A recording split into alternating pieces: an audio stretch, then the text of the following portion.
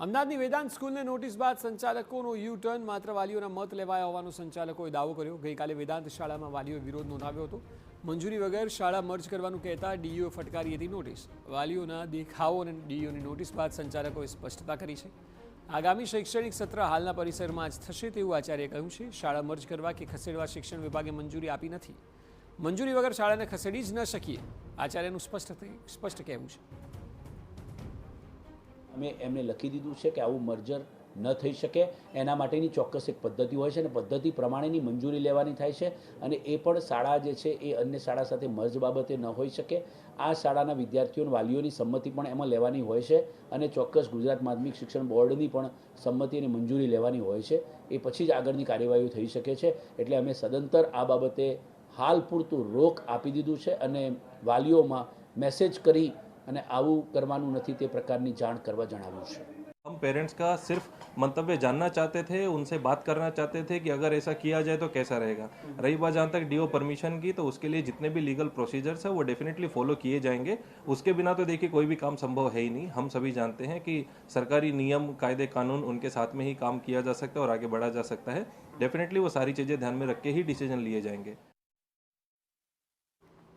उल्लेखनीय है कि वेदांत स्कूल में सीबीएसई बोर्ड में મળતા સંચાલકો દ્વારા ગુજરાત બોર્ડના વિદ્યાર્થીઓને અન્ય શાળા પ્રવેશ લેવા માટે જણાવાયું હતું તેવો આરોપ હતો, જેને લઈને વાલીઓ દ્વારા વિરોધ કરાયો હતો। સાથે ડીઈઓ દ્વારા નોટિસ પાઠવી સંચાલકોને રૂબરૂમાં જવાબ રજૂ કરવા જણાવ્યું હતું। ત્યારે હવે વેદાંત સ્કૂલના શાળા સંચાલકો દ્વારા માત્ર વાલીઓનો મત લેવામાં આવ્યો હોવાની વાત કરવામાં આવી રહી છે। સાથે હવે ગુજરાત બોર્ડના વિદ્યાર્થીઓ વેદાંત સ્કૂલના પરિસરમાં અભ્યાસ કરશે તેવી સ્પષ્ટતા કરવામાં આવી છે।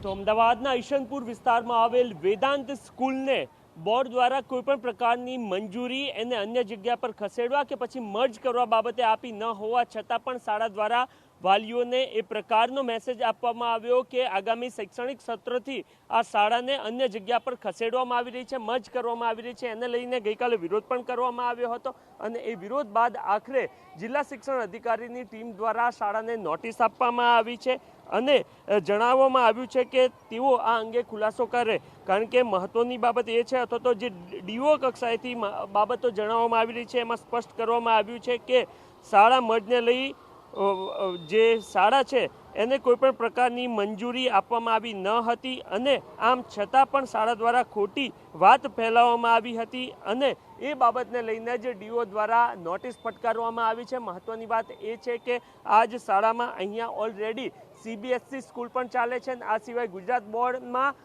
ગુજરાતી મીડિયમ અને અંગ્રેજી મીડિયમના લગભગ 2500 કરતાં પણ વધારે વિદ્યાર્થીઓ અભ્યાસ કરી રહ્યા છે। ત્યારે બંને એક જ જગ્યાઓ પર ચલાવવામાં આવી રહ્યું છે અને એ જ બાબતને ધ્યાનમાં રાખીને સંચાલકોએ જે ગુજરાતી માધ્યમની શાળા છે અથવા તો ગુજરાત બોર્ડની જે શાળાઓ છે એ બંને શાળાને અન્ય જગ્યા પર તેઓ ખસેડવા માગે છે અથવા તો અન્ય જે છે એમાં મર્જ કરવા માગે છે। એ બાબતને લઈને વાલીઓને સૂચના આપવામાં આવી હતી। સૂચના બાદ ગઈકાલે વાલીઓ દ્વારા અહીંયા વિરોધ પ્રદર્શન અને પોતાની નારાજગી પણ વ્યક્ત કરી હતી અને એ બાદ ડીઓ દ્વારા શાળાને નોટિસ પણ ફટકારવામાં આવી છે।